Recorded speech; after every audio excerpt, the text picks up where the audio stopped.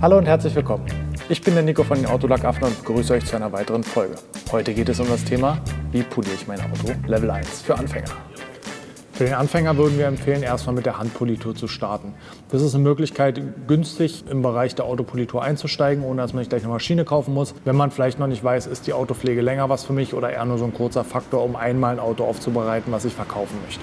Mit der Handpolitur bekommen wir natürlich nicht ganz so viele Kratzer raus wie eine Maschinenpolitur und sie ist körperlich relativ anstrengend. Ist aber auf jeden Fall immer mal ein Versuch wert, um einfach mal zu gucken, was schaffe ich denn eigentlich mit dem reinen Körpereinsatz. Bevor wir jetzt wirklich anfangen, möchte ich erstmal kurz erklären, was Polieren eigentlich ist. Wir meinen damit in der Autopflege nämlich was anderes als in den meisten anderen Bereichen. Polieren bedeutet per se erstmal, eine Oberfläche auf Glanz oder auf Hochglanz zu bringen. In den meisten Fällen, zum Beispiel in der Schuhpflege, ist eine Politur eigentlich eine Creme oder ein Wachs, was eine hochglänzende Oberfläche hinterlässt. Bei uns in der Autopflege ist eine Politur in der Regel, zumindest in dem Bereich, über den wir jetzt sprechen, schleifend. Das bedeutet, ich habe Schleifkörner drin, die tatsächlich am Lack eine ganz dünne Schicht abtragen. Also eigentlich wäre der Begriff Glanzschleifen etwas genauer. Es gibt natürlich auch Produkte, die sehr verwirrend sind. Es gibt in der Autopflege Produkte, die sind eigentlich Wachse und nennen sich dann aber Polish oder Politur. Das ist leider sehr ungünstig, aber wir meinen auf jeden Fall mit der Politur eine Bearbeitung der Oberfläche, um den Glanzgrad einfach zu steigern. Wenn man sich überlegt, was dabei vorgeht, kann man sich das so vorstellen, dass der Lack aufgrund der Kratzer viele Täler und Berge hat. Also er ist eigentlich wie so eine Mondlandschaft, wenn man so will. Wenn wir polieren, versuchen wir nun, je nachdem wie stark wir polieren, entweder die Kratzer komplett zu entfernen. Das schaffen wir aber nur, wenn die Kratzer sehr an der Oberfläche sind. Oder aber wir versuchen quasi die Ränder der Kratzer so zu brechen, dass sie runder werden. Dadurch passiert Folgendes: Wenn Licht auf eine Oberfläche trifft und ein Kratzer in der Oberfläche ist, dann wird das Licht in einem anderen Winkel reflektiert, als es auf die Oberfläche trifft. Der höchste Glanzgrad besteht darin, wenn Eintrittswinkel gleich Austrittswinkel ist. Also wenn das Licht genauso austritt, wie es eben auf die Oberfläche raufkommt. Tritt es in den Kratzer, passiert eben genau das nicht. Wenn wir es jetzt nun schaffen, dass die Kanten vom Kratzer abgerundet sind, dann ist die Chance einfach größer, dass in 90% der Lichtfälle das Licht besser am Ende austritt. Also wir einen schöneren Lichtbrechungswinkel haben und somit einfach mehr Glanz. Das war jetzt sehr kompliziert erklärt, aber es geht im Endeffekt einfach nur darum, die Oberfläche möglichst zu ebnen, um einen hohen Glanz zu erreichen. Wir fangen jetzt aber auch schon gleich an mit der Praxis. Ich habe hier nebenan mal ein Bauteil vorbereitet, was ich abgeklebt habe.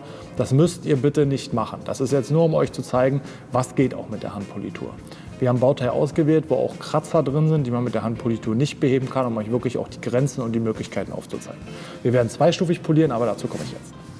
Grundsätzlich kann man die Polituren auch nochmal verschieden einteilen. Es gibt Schleifpolituren, das sind die ganz groben.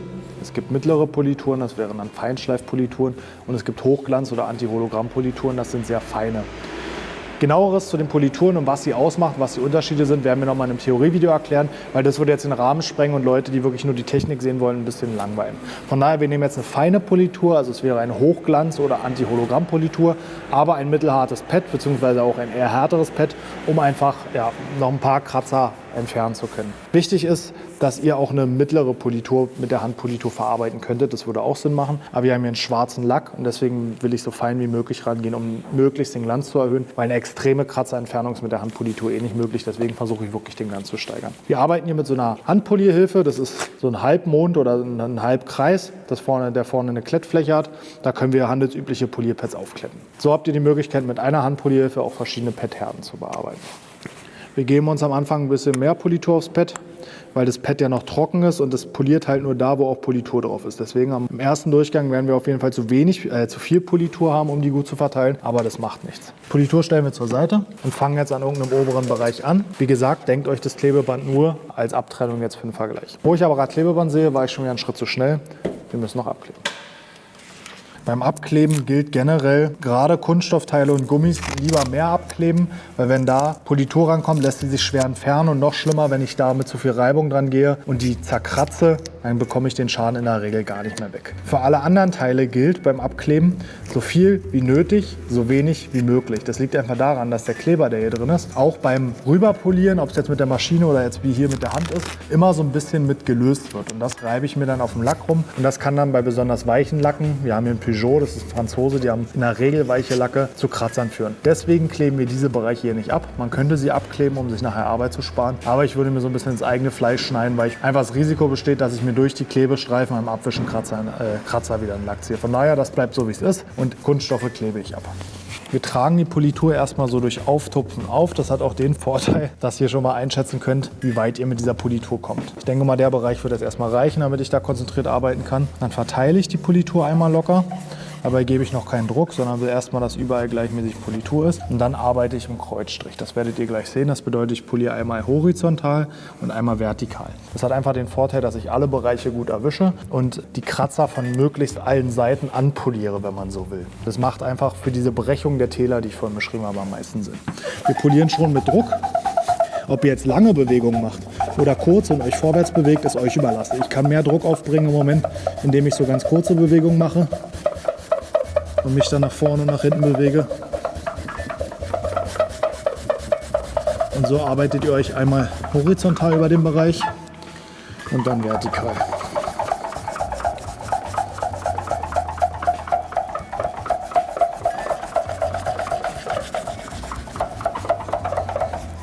Das wäre jetzt ein Durchgang, um mal so die sprachlichen Eigenheiten zu erklären. Ein Durchgang ist immer ein Kreuzstrich in diese Richtung und ein Kreuzstrich in die andere Richtung. Anhand der Durchgänge kann ich immer sagen, wie lange ich poliere. Ich poliere generell so viele Durchgänge, bis die Politur anfängt, wirklich milchig zu werden. Das werdet ihr dann gleich sehen.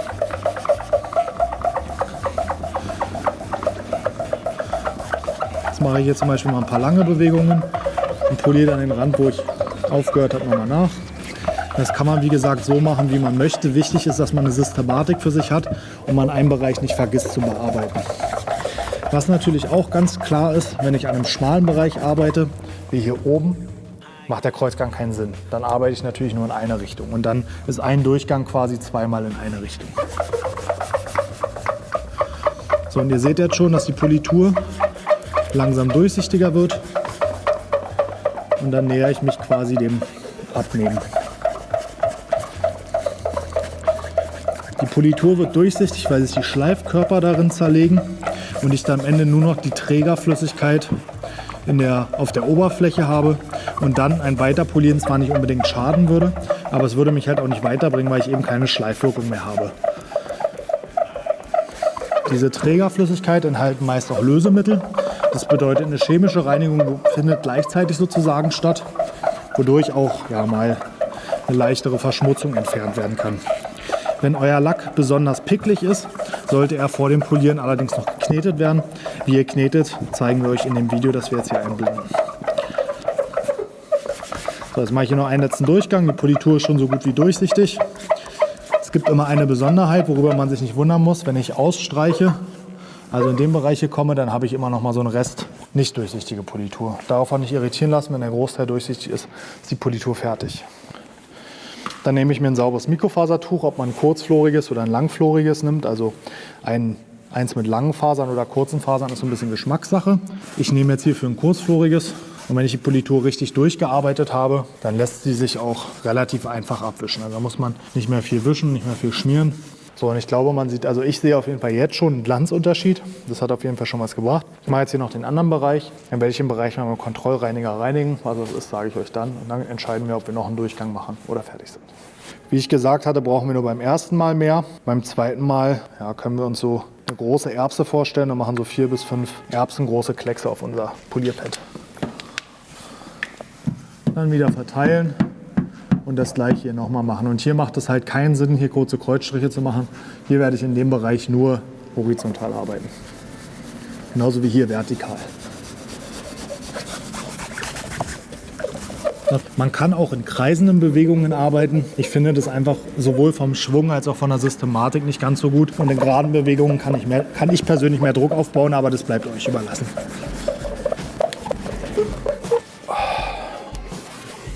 Wenn ihr der Meinung seid, ihr seid jetzt erstmal soweit, dann würde ich erstmal einmal empfehlen, die Oberfläche zu entfetten. Dafür kann man gut Isopropanol nehmen oder andere spezielle Kontrollreiniger. Die entfernen die restlichen Öle der Politur und man kann sein Ergebnis einmal überprüfen. Wir machen das jetzt erstmal mit Klebeband dran, weil wir einmal erstmal grob gucken wollen, ob wir da sind, wo wir jetzt hin wollen. Und dann kann man entscheiden, mache ich noch einen Durchgang oder bin ich jetzt so weit, dass ich mit der Politur fertig bin und mache einen Lackschutz drauf, oder mache ich noch ein paar Durchgänge und mache dann einen Lackschutz drauf. Das kann man danach entscheiden. Der Entfetter wird einfach einmal aufgesprüht, einmal verteilt. Dann lässt man ihn kurz abziehen und wischt mit einer trockenen Seite eines sauberen Tuchs nach. Jetzt natürlich hat vielleicht nicht jeder Anfänger eine super Lampe da. Ihr könnt erstmal jede LED-Lampe nehmen, zum Beispiel auch ein Handylicht, wenn die Taschenlampe relativ hell ist, um einfach mal zu kontrollieren, wie weit man ist. Vergleicht man es natürlich auch gerne mal mit dem Vorzustand und sagt, ja, das ist für eine Handpolitur echt gut. Ihr kommt mal rum, dann zeige ich euch das mal. Dann sieht man auch, was am Ende nicht mehr rausgeht. Also man könnte hier vielleicht noch ein bisschen aufbessern, aber ich sage, okay, ich habe hier wieder einen schönen Glanz drin, die Metallic-Partikel kommen raus. Im Vergleich zu hier, wo es doch sehr zerkratzt ist und schon fast matt wirkt. Wir werden euch das nachher mit dem Bereich auch nochmal extra zeigen, aber nur, dass man es jetzt mal in der Kontrolle sieht. Und ich sage, okay, der Glanz reicht mir für den Aufwand. Ich kann jetzt noch so beliebig oft wiederholen, wie ich möchte, aber ich sage, das reicht mir. Ich mache jetzt noch einen zweiten Schritt und den erkläre ich euch jetzt. Nachdem der Lack poliert ist, steht er quasi nackt und ungeschützt da. Deswegen ist es ganz wichtig, irgendeinen Lackschutz aufzutragen. Da wir jetzt hier noch leichte Kratzer mit drin haben, bei denen ich der Meinung bin, dass ich die noch entfernen kann, nehme ich so ein Kombiprodukt. Da habe ich leichte Schleifmittel mit drin, die nochmal polieren, aber auch gleich eine Versiegelung, die sofort die Oberfläche schützt. Die wird ähnlich angewendet wie eine Politur. Man nimmt in dem Fall ein weiches Pad. Man kann auch ein etwas härteres nehmen, da hat man nochmal eine größere Abtragsleistung. Aber die Vorarbeit macht eigentlich dann die andere Politur. Hier brauchen wir jetzt nicht so viel, weil die sehr flüssig ist. Gerade wie am Anfang bei einem trockenen Pad. Und dann trägt man die genauso wie die andere Politur erstmal auf. Wie gesagt, man kann sich auch mal vom Anfang noch mal ein bisschen nachholen, wenn es trocken wird. Die Menge reicht auf jeden Fall fürs gesamte Bauteil. Dann verteile ich mir das einmal. Und dann wird genauso poliert. Ich nehme jetzt natürlich ein bisschen weniger Druck, auch weil das Pad einfach weicher ist und weil hier vorrangig der Zweck in der Versiegelung besteht. Aber ich trotzdem noch mal so ein bisschen die Schleifwirkung der Politur ausnutzen möchte, um noch ein paar Kratzer zu entfernen. Ich bearbeite das jetzt einmal noch. Das ist immer noch Teil des Verteilprozesses, also ich poliere noch nicht wirklich, weil die wirklich sehr flüssig ist. Hätte ich gerne so ein Bild, bevor ich anfange. Und dann lege ich hier los. Die Oberfläche. Das ist auch nicht schlimm, wenn die auf die Scheibe oder so kommt. Die schmiert da nicht. Die kann man genauso einfach abwischen wie auf anderen Teilen. Nur eben bei Kunststoffen würde ich ein bisschen vorsichtig sein. So, und auch hier machen wir es so lange, bis sie sehr durchsichtig wird. Oder was auch passieren kann, ist, dass sie irgendwann beginnt anzutrocknen. Das ist auch in Ordnung. Die soll ein bisschen antrocknen. Wir lassen sie auch gleich, wenn wir sie durchpoliert haben, nochmal antrocknen, weil dann lässt sie sich einfach leichter entfernen und abwischen. Wie gesagt, nochmal der Hinweis, das Klebeband gehört hier eigentlich nicht hin. Es ist jetzt auch gleich ein bisschen müßig für mich, die Klebereste zu entfernen, ohne meine polierte Fläche wieder dreckig zu machen. Aber zu Zwecken der Vorführung haben wir mal dieses Hindernis aufgenommen. So, jetzt sind wir in einem Bereich, wo die Politur also an vielen Stellen schon kaum noch zu sehen ist, nur noch so ein leichter Schleier. Und dann lassen wir die einfach noch ein bisschen stehen. Warten einen Moment, gehen vielleicht einen Kaffee trinken oder kurz Mittagessen nicht unbedingt, aber so, dass man so 5 bis 10 Minuten wartet. Und dann kann man nämlich eine Sache machen. Auch ein Tipp bei Wachsen, aber da werde ich es auch noch mal gesondert erklären. Es gibt den sogenannten Fingerwischtest. Das bedeutet, wenn ich auf einer Oberfläche bin und mit dem Finger darüber wische und sich das Produkt noch verschmieren lässt, ist es noch nicht fertig zur Abnahme. In dem Moment, wo ich drüber wische und es so aussieht, als würde ich es mit dem Tuch auspolieren, genauso wie es jetzt hier schon der Fall ist, und dass ich die Oberfläche dann noch einfach glänzend zurücklasse und das Produkt wegschiebe, in dem Moment ist der Fingerwischtest positiv und ich kann das Produkt abnehmen, was jetzt schon der Fall ist, deswegen machen wir es auch jetzt sofort. Beim Abwischen ist es jetzt wirklich wichtig, nicht zu viel Druck aufzuwenden. Insbesondere dieser schöne französische Lack ist enorm weich. Das heißt, in dem Moment, wo ich jetzt wirklich mit viel Druck hier wische, kann es sogar passieren, dass ich mir wieder Kratzer reinziehe. Das heißt, vielleicht 2-3 Mal mehr wischen, aber dann immer vorsichtig und auch immer darauf achten, dass das Tuch schön sauber ist. Jetzt hier an so den Stellen, wo die Politur ein bisschen dicker drauf war, wische ich halt ein bisschen öfter. Und ich merke auch sofort bei dem Produkt, dass der Lack gleich ziemlich glatt wird, wenn ich damit fertig bin. So, wir werden das jetzt mal abnehmen, das Klebeband, ein bisschen sauber machen und euch zeigen, wie es aussieht.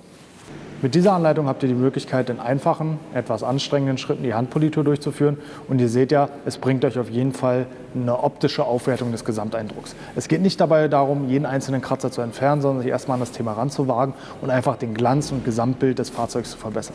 Wenn man das in einem zweischichtigen System macht, hat man gleich eine gute Glanzsteigerung und auch gleich einen Lackschutz auf dem Wagen und braucht nicht nochmal extra ein anderes Produkt nehmen. Wir hoffen, es hat euch gefallen. Wenn ihr noch mehr wissen wollt, guckt euch auf jeden Fall auch Level 2 und vielleicht sogar Level 3 zum Thema Autopolieren an. Da geht es dann an die Poliermaschine. Da ist dann auch noch mehr möglich, aber das ist dann wirklich mit ein bisschen Übung und ein bisschen Erfahrung. Danke fürs Zuschauen. Bis zum nächsten Mal. Bleibt sauber, eure Autolack.